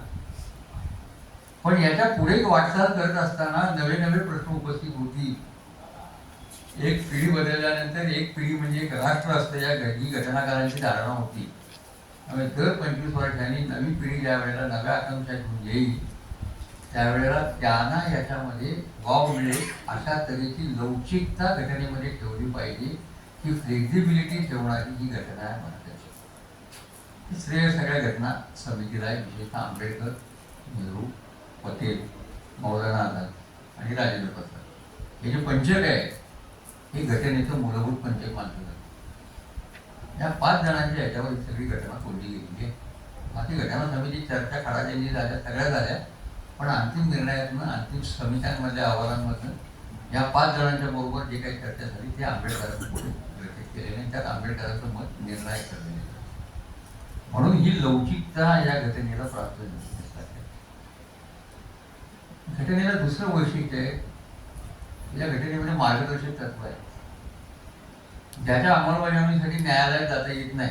मूलभूत हक्कांच्या अंमलबजावणीसाठी तुम्ही न्यायालयात जाऊ शकता. फंडामेंटल राईट माझा व्हायोलेट झालेला आहे, मी कोर्टामध्ये जाऊ शकतो, कोर्ट काही त्याची दखल घ्यायची घेईल. पण मूलभूत मार्गदर्शक तत्व जी आहे दुसरी फंडामेंटल जी आहे डायरेक्टिव्ह प्रिन्सिपल 46 ते जवळपास 51 आहे. त्या मार्गदर्शक तत्वांमध्ये कायमचं राज्यकारभार कसा चालावा याचं जे मार्गदर्शन आहे त्याच्यामध्ये इक्वॅलिटी आहे, इक्विटी आहे, सोशल जस्टिस आहे. म्हणजे समाजवादा शब्द त्यावेळी घटनेत नसेल, पण समाजवादी विचारांचा जो गाभा आहे सामाजिक न्यायाचा, इक्वॅलिटीचा आणि कमीत कमी विषमतेचा, तो गाभा या मार्गदर्शक तत्वामध्ये तुम्हाला आलेला दिसेल. म्हणून त्या तत्वाच्या आधारे कारभार चालावा अशी एक अपेक्षा घटनाकारांनी व्यक्त केली. एक्झिक्युटिव्ह जे आहे, मंत्रिमंडळ जे आहे, पार्लमेंट जे आहे, त्यांना कायदे करण्याचा अधिकार आहे, सगळं आहे, पण त्या अधिकारांना ही एक मार्गदर्शक तत्वांची चौकट पुरवली गेली आहे. हे मार्गदर्शक तत्व किंवा मुद्दे कोर्टामध्ये कधी जरी नेता आले नाहीत तरी सुद्धा घटनेचा जर गेल्या 50-55 वर्ष 75 वर्षाचा इतिहास पाहिला तर असं दिसतं की या मार्गदर्शक तत्वांमधून अनेक वेळेला मूलभूत हक्कांचा विस्तार आणि व्याप्ती वाढली. विस्तारही वाढला, व्याप्ती वाढली. स्त्री पुरुषांचं समान वेतन, समान कामानं समान वेतन, आरोग्याविषयीचा मूलभूत हक्क, जगण्याविषयीचा मूलभूत हक्क, आरोग्याविषयीचे हक्क मार्गदर्शक तत्वांमध्ये विकसित झालेले. तुम्ही जर नीट मार्गदर्शक तत्व त्याच्या अनुषंगाने झालेले न्यायालयीन निवाडी खटले याचा अभ्यास केला तरी सहज लक्षात येतं की मूलभूत हक्कांचा विस्तार या मार्गदर्शक तत्वातून झाला. आणि मार्गदर्शक तत्व या घटनेचे वैशिष्ट्य आहे. आणि सिव्हिल कोड जे ज्याची चर्चा आपण करतो समान नागरिक कायदे, तेही या मार्गदर्शक तत्वाचा एक भाग आहे. दुसरं एक वैशिष्ट्य आपण लक्षात घेतलं पाहिजे की देशात जगभरातली जी इतर संविधानं आहेत ती संविधानं ते देश स्वतंत्र झाल्यानंतर त्यांनी तयार केलेली संविधान आहे. म्हणजे सगळंच मुळापासून त्यांना तयार करायला लागेल. राज्यव्यवस्थेचा कोणता फॉर्म घ्यायचा, हुकुमशाही ठेवायची का लोकशाही ठेवायची, किती सभागृह ठेवायची, कोणत्या गोष्टी ठेवायच्या, राजशाही ठेवायची का नाही, अमुक ठेवायची, हे सगळं त्यांना मुळापासून विचार करायला लागला. भारताच्या संविधानकर्त्यांना संविधान करायला बसल्यानंतर एक जोतं केलेलं इमारतीचं बांधकाम तयार होतं, जोतच तयार केलेलं होतं. संविधान समितीला त्या जोत्यावर नवी परिस्थिती लक्षात घेऊन मुक्त विचारांचं वारं खेळेल अशा तऱ्हेची एक इमारत उभी करायची होती. ही संविधान समितीची ती. पण त्याचं जे जोत आहे, जो पाया आहे, तो संविधान समितीला आधीच मिळालेला. तो कुठून मिळाला होता तर तो या देशाच्या स्वातंत्र्य लढ्यातून मिळालेला. आणि म्हणून या देशाच्या स्वातंत्र्याची चळवळ ही क्रमाक्रमानं संविधान निर्मितीच्या दिशेनं जाणारी चळवळ होती. एक वेगळं वैशिष्ट्य आपल्या स्वातंत्र्य लढ्याचं म्हणून लक्षात घेतलं. ते जगातल्या सगळ्या देशांना हे भाग्य लाभलेलं नाही. त्याचं कारण काही अंशी ब्रिटिशांची सत्ता इथे होती हेही आहे, आणि असं नाही, पण त्याचबरोबर ब्रिटिशांच्याकडून आलेले ज्ञान, प्रेरणा, विज्ञान याचा ज्यांच्यावर परिणाम झालेला आहे आणि त्याच्यामधून ज्यांचं एक उदारमत्वाचं विजन तयार झालेलं आहे असं नेतृत्व या चळवळीला लाभलं, हेही त्याचं एक महत्त्वाचं आहे. सगळी चळवळ स्वातंत्र्याची जर सशस्त्र अंगाने गेली असती, आणि कल्पना करा क्षणभरासाठी की सशस्त्र लढ्याच्या अंतिम संघर्षानंतरच स्वातंत्र्य मिळालं असतं, या प्रकारची घटना आली असती की नाही, शंका आहे. मोठ्या प्रमाणावरचा स्वातंत्र्य लढा सत्याग्रही पद्धतीनं लढला गेला, निशस्त्र पद्धतीनं लढला गेला. त्याचा कायमचा परिणाम भारताच्या एका समाज माणसावर झालेला आहे आणि त्याच्यामुळे इथल्या घटना निर्मितीवरही त्याचा प्रभाव पडलेला आहे. दुसरं म्हणजे टिळक असो किंवा गांधी असो, समूहांचं राजकारण करण्याचा निर्णय ज्या वेळेला स्वातंत्र्य लढ्यामध्ये झाला आणि त्या दिशेने लढाई पुढे गेले, त्या पद्धतीनं भारतीयांच्या मागण्या सुद्धा पुढे गेल्या. तुम्ही 1820 ते 1885 आणि 1885 पुढे 1947 हा कालखंड जर नीट अभ्यासला तर हा सगळा कालखंड एका दिशेकडे जाणार आहे. तो दिशा संविधानाची दिशा निश्चित करणार आहे. म्हणून काही अभ्यासक असं म्हणाले की भारताचं संविधान दिसायला तुम्हाला एका समितीनं केलेल्या बैठकांमध्ये एका खोलीमध्ये दिसतं, प्रत्यक्षामध्ये ते रस्त्यावर संविधान निर्माण झालेलं आहे. रस्त्यावरच्या लढाईतून संविधान तुरुंगदारांनी न्यायमूर्ती धर्माधिकारी जे होते त्यांचं एक पुस्तक आहे घटनेवरचं, भारतीय संविधानाचे अधिष्ठान म्हणून. त्याचा जी प्रस्तावना करून त्यांनी लिहिली आहे ती प्रस्तावना फार महत्त्वाची, त्या व्याख्यानांपेक्षाही महत्त्वाची असं असं म्हणतात. त्याच्यामध्ये हा सगळ्या दिशेचा उल्लेख आहे. आणि मग चौकात चौकात संविधान दिलं म्हणजे काय केलं? मग तुम्ही क्रम बघा. ब्रिटिश आल्यानंतर लोकशाही संस्थांचा परिचय झाला. भले सुरुवातीला त्या अगदी मर्यादित लोकांना त्यात स्थान होतं. भारतीयांची मागणी त्यात आमचं स्थान वाढलं पाहिजे, आमची संख्या वाढली पाहिजे, आमची व्याप्ती वाढली पाहिजे, असं करत करत तुम्हाला 1928चा नेहरू रिपोर्ट घ्या, 1919चा मॉन्टेग्यू चेम्सफोर्ड घ्या, त्याच्या आधी मोर्ले मिंटो घ्या. मग नेहरू रिपोर्टमध्ये भारतीय संविधानाचं एक स्थूल चित्र निर्माण झालेलं आहे. 37 साली एम एन रॉयने एक कॉन्स्टिट्यूशनचा प्रस्ताव तयार केलेला होता. तो प्रस्ताव लक्षात घ्या. 1935चा भारत कायदा लक्षात घ्या, गव्हर्नमेंट ऑफ इंडिया आहे. म्हणजे संविधानाच्या उत्क्रांतीची दिशा तुम्हाला याच्यातून व्यक्त होती. आणि चळवळीच्या दिशेच्या अंगाने जर बघितलं तर 1930-31ला कराचीच्या काँग्रेसमध्ये झालेला मूलभूत हक्कांचा ठराव घ्या. म्हणजे घटनेत काय पाहिजे, हा देश कसा पुढे न्यायचा आहे याची पायाभरणी स्वातंत्र्य लढ्यामधनं, त्यातल्या आंदोलनांमधनं, त्यावेळेच्या राष्ट्रीय चळवळीच्या ठरावांमधनं सतत होताना दिसते. ती 47 साली घटना समितीला कन्सॉलिडेट करायला लागली. नुसतं कन्सॉलिडेट करायला लागली नाही, त्यांना पुष्कळ काम करावं लागले, हेही खरं. कारण हा एक ढोळ नमुना तयार झालेला होता, एक अजेंडा तयार झालेला होता. म्हणून मी असं म्हणतो की जोतं जे आहे घरातलं ते स्वातंत्र्य लढ्यामधून आलेलं आहे. त्यामुळे या देशाची संविधानाची निर्मिती आणि राष्ट्र म्हणून भारताची निर्मिती, ह्या दोन्ही निर्मितींचा एक अतूट असा बंध आहे, तो तोडता येत नाही. आणि त्या अतूट बंधाचे दोन सगळ्यात महत्त्वाचे घटक जर कोणते असतील तर एका बाजूला लोकशाही आहे आणि दुसऱ्या बाजूला सेक्युलरिझम. लोकशाही का आहे तर ब्रिटिशांच्या संस्थांमधनं जे निर्माण झालेलं होतं इथे, त्या लोकशाहीचा परिचय आपल्याला झालेला होता. आणि इंग्लंडमध्ये अस्तित्वात असलेले जे वेस्टमिनिस्टर मॉडेल आहे त्याचा प्रभाव इथल्या चळवळकर्त्यांवर असल्याच्यामुळं त्या प्रकारची लोकशाही आम्हाला हवी आहे ही जवळपास मागणी स्पष्ट झालेली होती. म्हणून घटनाकारांच्या पुढे लोकशाही का हुकुमशाही हा मुद्दा नव्हता. घटनाकारांच्या पुढे संसदीय लोकशाही की अध्यक्ष लोकशाही हा मुद्दा. म्हणून लोकशाही इथल्या राष्ट्राच्या निर्मितीचा एक मूलाधार आहे. दुसरा मूलाधार, ज्या वेळेला राष्ट्रीय चळवळ वाढत गेली त्यावेळेला आम्ही कोण हा एक प्रश्न उपस्थित झाला की तुम्ही राष्ट्र म्हणजे कोण आहात, who are you as a nation, who are you, तुमची आयडेंटिटी काय. आम्हाला त्या काळात 3 ओळखी होत्या आमच्या. एक ओळख माझ्या जातीची होती, एक ओळख धर्माची होती, तिसरी ओळख भाषेची होती. याच्या पलीकडे आम्हाला ओळखी नाही. राष्ट्र म्हणून मला उभं राहायचं असेल, या राष्ट्राचा घटक म्हणून मला सांगायचं असेल तर मी माझी जात सांगून उपयोग नाही, माझी भाषा सांगून उपयोग नाही, किंवा माझा धर्म सांगून उपयोग नाही. ही नवी ओळख राष्ट्रीय चळवळीने निर्माण केली ती भारतीयत्वाची. आणि ती भारतीयत्वाची जी नवीन ओळख निर्माण केली ती ओळख अंतिम ओळख आहे. म्हणजे प्रथम मी भारतीय आहे, आंबेडकरांचं वाक्य ना, पहिले मैं भारतीय हूँ और अंत तक भारतीय ही रहूंगा.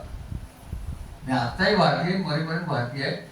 त्याच्या अंतर्गत ओळखीमध्ये कदाचित माझी जात, धर्म, भाषा येत असेल, पण ही माझी आता मूळ ओळख नाही. मूळ ओळख भारतीय ही आहे.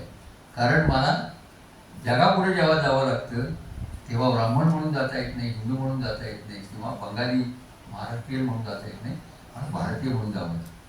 आता हा जो भारतीय आहे हा कोण आहे भारतीय? कोणाला भारतीय म्हणायचं? कारण भारतीयत्व हेच राष्ट्रीयत्व आणि भारतीयत्व हेच नागरिकत्व. मग त्या कालखंडामध्ये किंवा त्याच्या नंतरच्या कालखंडामध्ये या देशाच्या भौगोलिक सीमेच्या आत राहणारे हे सगळे भारतीय आहेत हा निर्णय झालेला आहे आणि तो घटना समितीने एंडॉर्स केलेला आहे. म्हणजे भारतीयत्वाची संकल्पना हिंदू, मुस्लिम, ख्रिश्चन, जैन, बौद्ध किंवा आणखी जे काही धर्म असतील त्याच्याही पलीकडे गेली.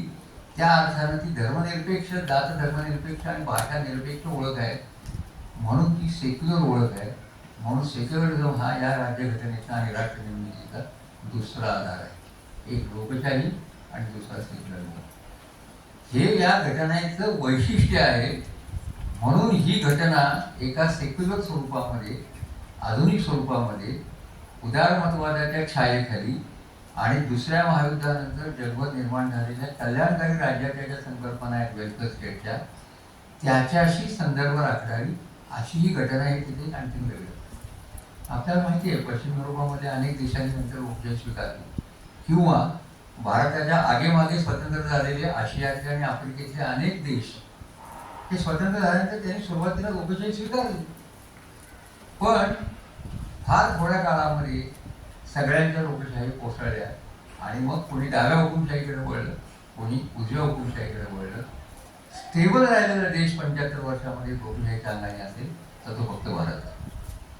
आणि हे का घडू शकलं तर त्याला एक उत्कृष्ट संविधान आहे. या संविधानाने गेल्या 75 वर्षामध्ये जी महत्वाची उपलब्धी दिलेली आहे ती पहा.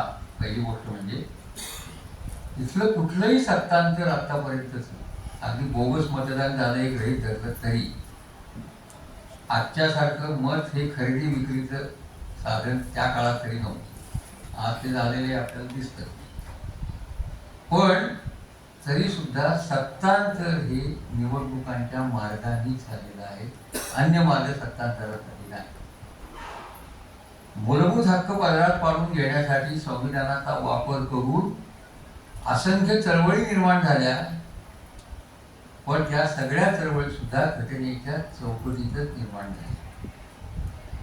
पुन्हा या घटनेचे पण आणखी एक वर्णन करता येतं. मुळामध्ये ही घटना निर्माण झाल्यानंतर या घटनेला काय अभिप्रेत आहे हे स्पष्ट झालं. कोणत्या प्रकारचा समाज, इगॅलिटरियन सोसायटी, प्रागतिक समाज. पण प्रत्यक्षामध्ये त्या काळातला समाज आणि ही घटना याच्यामध्ये विलक्षण अंतर आहे, पिढ्यांचं अंतर आहे. 12% साक्षरता फक्त हाताशी होती, फक्त 12%. LIS ते सुद्धा म्हणजे अपेक्षित असणारा समाज आणि अस्तित्वात असणारा समाज, ज्या समाजात घटना राबवायची त्या समाजात आणि घटनेमधलं अंतर प्रचंड होतं. पण मग घटना राबवली गेली याचं कारण मूलभूत हक्कांकडे आमची बघण्याची दृष्टी आणि संविधानाकडे बघण्याच्या दृष्टी याच्यामधलं आमचं वेगळेपण आहे. संविधानाकडे आम्ही साध्य म्हणूनही पाहिलं आणि साधन म्हणूनही पाहिलं. मूलभूत हक्काकडे आम्ही साध्य म्हणूनही पाहिलं आणि साधन म्हणूनही पाहिलं. कारण मूलभूत हक्क ही 17-18 शतकातल्या समाजाची संकल्पना नाहीच आहे. लोकशाहीच्या घरापुणा दिसतील तुम्हाला इतिहासात, पण मूलभूत हक्क दिसणार नाही. नागरिक प्रजेचे हक्क म्हणजे प्रजेला फक्त कर्तव्य, आणि कर्तव्य कोणती तर राजा जे सांगेल त्याचं पालन करणं. राजाला हक्क आहे, प्रजेला हक्क नाही. म्हणून हक्कांची कल्पनाच नवीन आहे.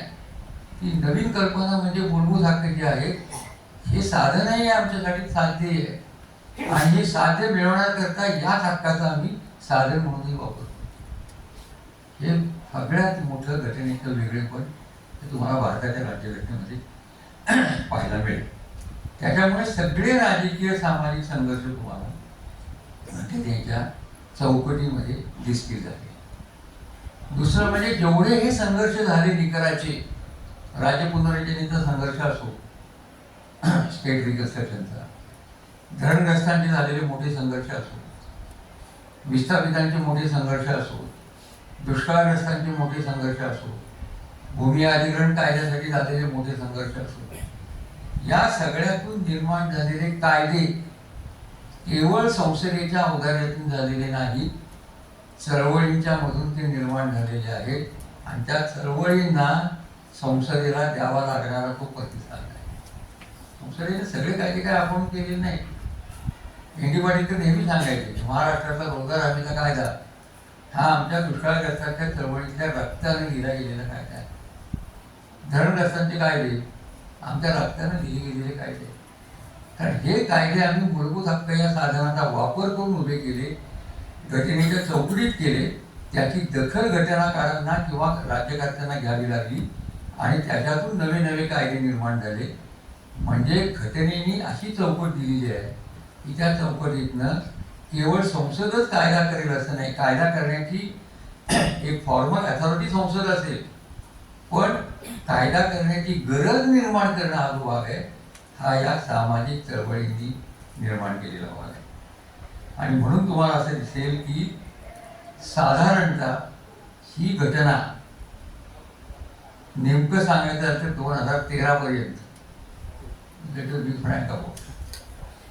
सर्व धर्म समभाव, उदार मतवादाचा प्रभाव, संसदेतलं कामकाज आणि एकंदर लोकशाही आणि घटना याच्या मागे असणारं जे स्पिरिट ऑफ डेमोक्रेसी आहे आणि स्पिरिट ऑफ पार्लमेंट आहे आणि स्पिरिट ऑफ एन्क्वायरी जे आहे याच्याशी रिलेट झालं. हे रिलेशन 14 नंतर सांगता येत नाही, दाखवता येत नाही, कारण स्पिरिटच संपलेलं आहे. दुसरं वैशिष्ट्य तुम्हाला असं सांगता येईल, साधारणतः नेहरूंच्या पासून म्हणजे या घटनेचं स्थैर्य आणि या लोकशाहीचं स्थैर्य ज्या 3 घटकांना जाते त्याच्यातला एक घटक म्हणजे वी द पीपल, दुसरा घटक म्हणजे नेहरू नावाचा एक राज्यकर्ता 17 वर्षे त्यांनी संसद कशी असली पाहिजे, कशी असावी, संसदेचं कामकाज कसं चालावं याच्यासाठी संसदेमध्ये ठिय्या म्हणून बसणारा माणूस. नेहरूंनी आपल्या पीएला एक कायम इन्स्ट्रक्शन देऊन ठेवलेली होती, तुम्हाला माहिती की मला कल्पना नाही. त्यांनी पीएला असं सांगितलेलं होतं, ज्या ज्या वेळेला नाथपैचं भाषण संसदेत असेल त्यावेळेला मला सकाळी रिमाइंड करायचं, कारण मला नाथपैचं भाषण ऐकायचं, मला लोहियांचं भाषण ऐकायचे, मला वाजपेयीची भाषणं ऐकायची, कारण विरोधी पक्षांच्या भाषणामधनं सरकारला मिळणाऱ्या विधायक सूचना मला हव्यात, मला त्याचा वापर राज्यकारभारात करायचा आहे.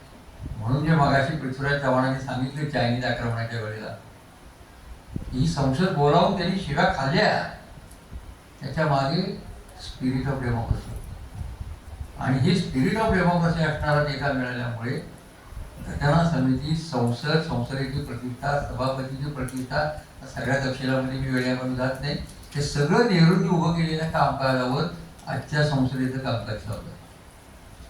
म्हणून वारंवार होणारे सभात्याग, सभागृहाची अप्रतिष्ठा करणारं वर्तन, सभापतीची अप्रतिष्ठा करणारं वर्तन हे नेहरूंना काही मंजूर नव्हतं. त्यांनी प्रत्येक वेळेला वेळोवेळी हस्तक्षेप करून त्या गोष्टी टाळल्या, पण संसदेपासून कुठलीही गोष्ट लपवून ठेवलं नाही. अगदी त्यांच्यावर ज्या थिमय्या प्रकरणामध्ये दोषारोप केला जातो, त्या थिमय्या प्रकरणामध्ये सुद्धा नेहरूंनी संसदेत भाषण करून सांगितलं की समिती नेमा, ही सगळी कागदपत्र समितीकडे मी सुपूर्द करतो, समिती काढेल तो निष्कर्ष मला मान्य. इतकी ओपन माइंडेड भूमिका घेणारा आणि संसदेचं महत्त्व मान्य करणारा, आणि नेहरू होते म्हणून संसदीय समित्या झाल्या. आपल्या संसदेचा इतिहास ज्यांनी लिहिलाय की सुभाष कश्यप जे लोकसभेचे सेक्रेटरी होते, त्याचं कॉन्स्टिट्यूशनवरचं वाङ्मय आपण जरूर चाळा, त्याच्यामध्ये नेहरूंनी काय काय या सभागृहासाठी केलं याचं विस्तृत वर्णन तुम्हाला वाचायला मिळेल. त्यामुळे दुसरा घटक नेहरू होता आणि तिसरा घटक हा सुप्रीम कोर्ट. अलीकडच्या काळात सुप्रीम कोर्टाच्या अनेक निर्णयाबद्दल आपल्या मनात नाराजी असू शकते, हे असू शकते, पण हे काही सततचं वर्तन नाही आहे त्यांचं. विशेषतः 73 सालचा केशवानंद भारतीचा जो खटला आणि त्याचा जे निर्णय सुप्रीम कोर्टने दिलेला आहे, त्यांनी भारताचं संविधान आणि सामान्य नागरिकांचा संसदीय अतिरेकापासून होणारा बचाव याची एक भक्कम तटबंदी केशवानंद भारती उभी केली. तुम्ही जर घटनेच्या अभ्यासक असाल किंवा तुमच्या ह्याच्यात गेला असेल तर तुम्हाला केशवानंद भारती या खटल्याबद्दल वेगळं काही सांगायला पाहिजे असं मला वाटतं. म्हणून साधारणतः 2013 पर्यंत घटनेचं वर्किंग कुठली सरकारमध्ये येऊन गेली, काँग्रेसच्या हेरीमध्ये होती बराच काळ, नंतर कॉयलिशनची गव्हर्नमेंट झाली, वाजपेयींचं कॉयलिशन आलं, त्याच्यानंतर पुन्हा मनमोहन सिंगांचं कॉयलिशन आलं, पुन्हा नरेंद्र मोदी सुद्धा 272 जागा मिळवल्या तरी सुद्धा इतर पक्षांना घेऊनच सत्तेमध्ये होते. नंतरही कॉयलिशन आहे, आजही कॉयलिशनच आहे. हे सगळं कॉयलिशन सुद्धा घटनेच्या चौकटीतच राहावं लागतं. घटना मान्य नसणाऱ्यांना सुद्धा हेच घटनेचं मोठे यश आहे. म्हणून मी असं म्हणतो की 1950 घटनेच्या अंमलबजावणी सुरू झालेलं वर्ष ते 2013 इथपर्यंत संसदेचा आणि राज्यकर्त्यांचा जो सगळा कारभार आहे त्याला 2 गोष्टींची जोड आहे. एक स्पिरिट ऑफ डेमोक्रेसी एका बाजूला आहे आणि दुसऱ्या बाजूला कॉन्स्टिट्यूशननी जी व्हॅल्यूज इनकल्केट केलेली आहेत स्वतःमध्ये आणि लोकांच्या मध्ये, त्या मूल्यांना बांधिलकी असणारी सरकार आहे. म्हणजे कॉन्स्टिट्यूशनमध्ये न बसणारं एकही मागणी आधीच्या सरकारांच्या भारताच्या राष्ट्रवादाच्या प्रवासामध्ये अडथळे आले. स्वातंत्र्य मिळालं त्यावेळेला हिंदू राष्ट्रवाद शील होता, वांशिक राष्ट्रवाद शिल्लक होता, फुटीर राष्ट्रवाद शिल्लक होता. पार्टिशन नंतर मुसलमानांचं राजकीय आव्हान संपलं. 65 साली तामिळनाडूचं आव्हान संपलं. तोपर्यंत ते आम्ही भारताचे घटक मान्यच करत नव्हते. 65ला त्यांनी अंतिम निर्णय दिला आणि आता भारताचे घटक आहोत नाही, ते भाग संपला. हिंदू राष्ट्रवाद उत्तरोत्तर बलवत्तर होत गेला आणि त्याचं आजचं स्वरूप जे आपण पाहतोय ते लक्षात घेता हिंदू राष्ट्रवादाची मूलभूत भूमिका आणि राज्यघटनेची भूमिका ही वेळजूळ खात नाही. म्हणून 2014 पासून आलेलं जे नवं सरकार आहे, 14, 19, 24 आणि पुढे काय होईल माहीत नाही, या सरकारांच्या मूलभूत भूमिका आणि घटनेची मूलभूत उद्दिष्ट याचा मेळ बसत नाही. वेगळे पण या सरकारांचं आहे हे आपण लक्षात घ्या. पार्थ चक्रवर्तींसारखा अभ्यासक नेहमी असं सांगत असे की स्वातंत्र्य मिळाल्यानंतर या देशामध्ये 3 नव्या प्रक्रिया घडलेल्या आहेत. त्याच्यामध्ये वर्गीय चळवळींचा प्रादुर्भाव झाला, जात जमातीच्या धर्माची स्पेस निर्माण झाली ज्या गोष्टीमुळे, आणि तिसऱ्या बाजूला सब नॅशनॅलिटीज पण निर्माण व्हायला लागल्या. पण ह्या सगळ्याच याच्यातनं निर्माण होणारी सगळी आंदोलनं ही तुम्हाला घटनेच्या चौकटीत सोडवलेली दिसतात. पंजाबचा प्रश्न असो, आसामचा प्रश्न असो, मिझोरामचा असो, नागालँडचा असो, बोडोलँडचा प्रश्न असो, याला घटनात्मक चौकट पुरवली गेली. त्याच्यासाठी नवी परिशिष्ट निर्माण केली. 8 परिशिष्ट होती सुरुवातीला घटनेमध्ये. 9वं परिशिष्ट एक या लँड आणि याच्या संदर्भात राखीव जागा म्हणा, भूसंपादन म्हणा, आणि त्याच्यानंतर जी परिशिष्ट सगळी आलेली आहे ती परिशिष्ट या देशाचं वैविध्य राखणारी परिशिष्ट आहे. म्हणजे हा देश एकसारखी पद्धतीने चालता कामा नये, एकाच संस्कृतीचं आक्रमण सगळ्या समुदायांवर असता कामा नये. निरनिराळ्या भागामधल्या लोकांचं वैविध्य, संस्कृतीचं वैविध्य आणि त्यांना दिलेलं संरक्षण हे सुद्धा या निरनिराळ्या परिशिष्टांमध्ये तुम्हाला आलेले दिसेल. इतकी घटना लवचिक करण्यामध्ये आपल्याला यश आलेलं आहे. आता आजचे जे सगळे प्रश्न आहेत या सगळ्यामध्ये मूळच्या घटनेची जी लोकशाही आहे ती लोकशाही आजही चालू आहे. पार्लमेंट आहे, निवडणुका होतात, पण परदेशी अभ्यासकांनी तो निर्वाळा दिलेला आहे. तुम्हाला कदाचित फ्रीडम हाऊस हे नाव ऐकून माहीत असेल. या फ्रीडम हाऊस देशोदेशीतल्या लोकशाहीचं एक रँकिंग करतं आणि त्याच्यामधनं तुमचे इन्स्पेक्शनचा अहवाल किंवा शेरा असतो ना, त्या पद्धतीचा शेरा त्याने फुल्ली फ्री, पार्टली फ्री आणि नॉट ॲट ऑल फ्री अशा 3 कॅटेगरीज केलेल्या आहेत. भारत हा 2013-14 पर्यंत फुल्ली फ्री या कॅटेगरीत होता. 2014 नंतरचं त्यांचं वर्णन आणि रँकिंग जे आहे ते पार्टली फ्री याच्याकडे गेलेलं आहे. आणि त्यांनी इशारा असा दिला आहे, ज्यांना ते समजावून घ्यायचं असेल त्यांनी माया टुडरचा एक मोठा आर्टिकल याच्या संदर्भामध्ये ते जरूर वाचावं, मी त्याचा रेफरन्स तुम्हाला देऊ शकेल. त्यांनी असं म्हटलंय पुढे की पुढचं कदाचित सांगता येत नाही, मे बी फुल्ली ऑटोनॉमस. म्हणजे भारताच्या निवडणुका ह्या निवडणुका आहेत, पण निवडणुका या निर्माण झाल्यानंतर ज्या राजवटी येत आहेत त्या ऑटोक्रेटिक राजवटी. मी म्हणत नाही, आशुतोष वार्ष्णे नावाचा जो अमेरिकेमधला मोठा भारतीय लोकशाहीचा अभ्यासक आहे किंवा हे फ्रीडम हाऊस सारख्या ज्या संस्था आहेत त्यांचे जे वाङ्मय या निमित्ताने पुढे आलेले आहेत त्याच्यात या गोष्टी आपल्याला लक्षात येतात. म्हणून लोकशाही त्या अर्थाची एका अर्थाने शिल्लक आहे, पण ती ऑटोक्रेटिक डेमोक्रेसी आहे असं काहींचं म्हणणं आहे. दुसरा भाग जे दुसरा मूलाधार लोकशाहीचा राष्ट्राचा होता सेक्युलरिझमचा, तो 2014 नंतर पूर्ण बाजूला गेला. तो घटनेत तरी पुढच्या काळात राहील की नाही माहीत नाही, पण तो पूर्णपणे संपलेला आहे. आणि ते कधी घडलं नव्हतं. ते राम मंदिराचं भूमिपूजन असेल, राम मंदिराचं उद्घाटन असेल, संसदेच्या नव्या इमारतीचं उद्घाटन असेल, कॉरिडॉर सीमध्ये निर्माण झाले काशी विश्वनाथ आणि येथे त्याच्याबद्दलचं सगळं सागर संगीत झालेले समारंभ असतील, हे सगळं लक्षात घेता हे एका धर्माच्या दिशेनं जाणारा काहीतरी एक प्रवास सुरू झाला त्या दिसतोय.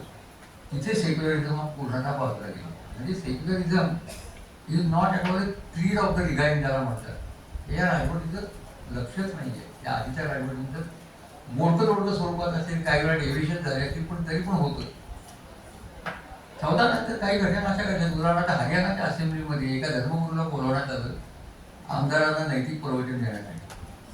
म्हणजे त्यांना खात्री होती आपले सगळे आमदार नैतिकदृष्ट्या भ्रष्ट आहेत, त्यांना प्रवचनाची गरज आहे, म्हणून तो धर्मगुरू बोलावला. तो कोण होता मी सांगत नाही, ते आणखी वेगळी गोष्ट आहे. पण एक सर्वसामान्य संकेत असा आहे की असेंब्लीमध्ये सभापतीच्या पेक्षा उच्च आसन कोणाचं नसतं. त्याच्यापेक्षा उच्च आसन फक्त राज्यपाल आणि राष्ट्रपतींना परवानगी आहे. राज्यपाल आणि राष्ट्रपतींना परवानगी असणाऱ्या आसनावर त्याला बसवलं गेलं आणि सभापती त्याच्या नेहमीच्या आसनावर गेले. This happened in India in Haryana. हे घडलं. आणि धर्मगुरूला लक्षात घ्या, केरळ सारख्या विधानसभेमध्ये एखाद्या मुस्लिम धर्मगुरूला नैतिक प्रवचनासाठी बोलावं लागतं. काय घडलं? हा विचार कोणी करण्याचं कारणच नाही, कारण आता राजवड बदलली. म्हणून यांचं क्रीड जे आहे आत्ताच्या राजवडीत, ते सेक्युलरिझम क्रीड दिसत नाही. एक धर्मीय राजवट, एक पक्षीय तर हवीच आहे सगळ्या बाजूला. दुसऱ्या बाजूला सगळ्या स्वायत्त यंत्रणांचा वापर घटनात्मक असण्यासाठी करणे आणि नेमकी दोन्ही पक्षांची राज्य टार्गेटवर ठेवतात. मधल्या काळात राज्यपालांचे झालेले त्यांनी जे काही केले, ह्याला मान्यता देणं, विधेयकांना देणं, याच्याबद्दलचा जो विलंब झाला, तो राष्ट्रपतींकडून होणारे विलंब, याच्याबद्दल पुष्कळ चर्चा माध्यमातून झाली, कायदे तज्ज्ञांच्यात झाली, घटना तज्ज्ञांच्यात झाली. सुप्रीम कोर्टाने एक निर्णय सुद्धा दिला की ती विधेयकं मंजूर झालीच समजावी. सुप्रीम कोर्टाला पुन्हा काही प्रश्न विचारले गेले, त्याची उत्तर देताना सुप्रीम कोर्टाच्या काही भूमिका बदललेल्या दिसल्या, पण तरी सुद्धा एक रिजनेबल पिरियडमध्ये हे प्रश्न सुटले पाहिजेत अशी भूमिका सुप्रीम कोर्टाने शेवटी पुन्हा घेतली. म्हणजे हे सांगावं लागतं, हे विशिष्ट राज्यांमध्येच घडतं. तिथे संवैधानिक पदांचा एक दुरुपयोग केंद्रीय यंत्रणामार्फत किंवा केंद्रामार्फत होताना सातत्यानं आपल्याला या ठिकाणी दिसतो. आणि त्याच्यामुळे आज तुम्हाला असं दिसेल काही गोष्टी फार अवघडून बसलेल्या आहेत. म्हणजे नेहरूंचं वैशिष्ट्य ते संसदेमध्ये सतत असायचे, विरोधकांची भाषणं ऐकायची, विरोधी पक्ष निवडून यायला पाहिजे म्हणून त्यांचा पराकाष्ठेचा प्रयत्न असायचा. आचार्य कृपलानी मला संसदेत हवेत, आचार्य नरेंद्र देव मला संसदेत हवेत, त्यांच्या विरोधात उमेदवार उभा करू नका हे सांगणारा पंतप्रधान होता या देशात. आता विरोधी पक्ष असून सुद्धा त्यांना कन्सिडर करायचं नाही, उलट त्यांच्यावर देशद्रोहाचे आरोप करायचे अशी भूमिका सध्या आपल्याला. सरकारी धोरणाची मतभेद म्हणजे देशद्रोह आहे का? सुप्रीम कोर्टाने उत्तर नाही असं दिले. मोठ्या प्रमाणावर मग काय करायचं? सस्पेंड करायचे, विधेयकं पास करून द्यायची, संसदेत सगळ्या चर्चा होत नाही. 2 दिवसामध्ये घटना दुरुस्ती पास करण्याचा रेकॉर्ड या सरकारने केलेलं आहे. ते फक्त इंदिरा गांधींच्या काळात 4 दिवसात घटना दुरुस्तीचा एक रेकॉर्ड झालेलं होतं. ते 4 दिवसात होते आणि ते 2 दिवसावर आहे. म्हणजे इफिशियन्सी कशात आहे या गोष्टी.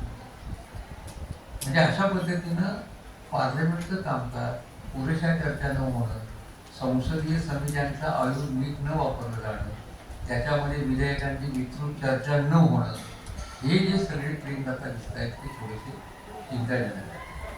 लोकशाही पराभूत का मला वाटतंय पराभूत होणार नाही, कारण शेवटी we the people of India नावाचा जो घटक आहे तो आपल्या हातामध्ये आहे. पण याच्यासाठी जागरूक मात्र राहायला पाहिजे, कारण बघता बघता आपण या टप्प्यावर आलेलो आहोत. 75 वर्षामध्ये घटना आबाधित आहे, पण आंबेडकरांनी घटना समितीमध्ये शेवटचं केलेले जे भाषण आहे ते आज पुन्हा पुन्हा त्यांचे शब्द आठवतात. ते असं म्हणाले की घटना किती चांगली असून उपयोग नाही, ती कोणाच्या हातात जाणार आहे, ते कोण कसं राबवणार आहे याच्यावर ही घटना अवलंबून आहे, तिथे चांगलं वाईट असणं. आणि म्हणून पुढे ते असं म्हणाले की घटनेतलं एक अक्षरही न बदलता याच घटनेचा वापर करून या देशामध्ये ऑटोक्रॅटिक किंवा अधिकारशाहीची राजवट निर्माण होऊ शकते. याचा एक अनुभव 75 साली आपण घेतला आणि म्हटलं, दुसरा अनुभव येऊ नये याच्यासाठी जागरूक राहण्याची आपली आवश्यकता आहे. इथे मी थांबतो. मला पण देश वाचण्याची संधी दिली.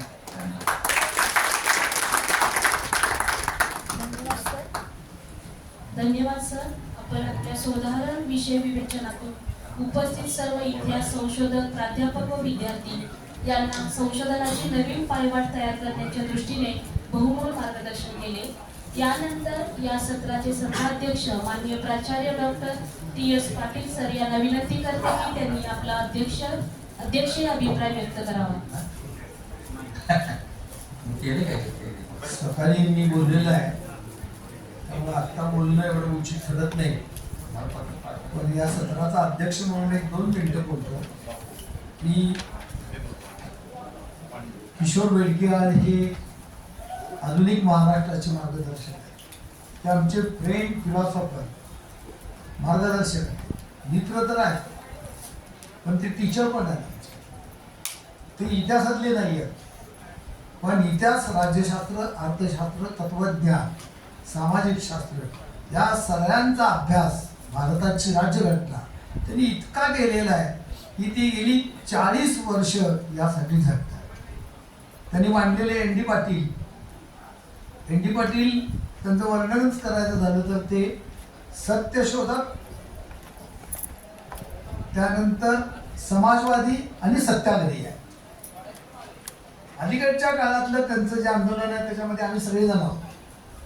तर त्यांनी या करलो दुनिया मुट्ठी में वाल्याला अंबानी त्यांनी पनवेल वगैरेच्या परिसरातल्या शेतकऱ्यांची सेससाठी 44,000 एकर जमीन घेतलेली होती आणि ती 27,000 शेतकऱ्यांची.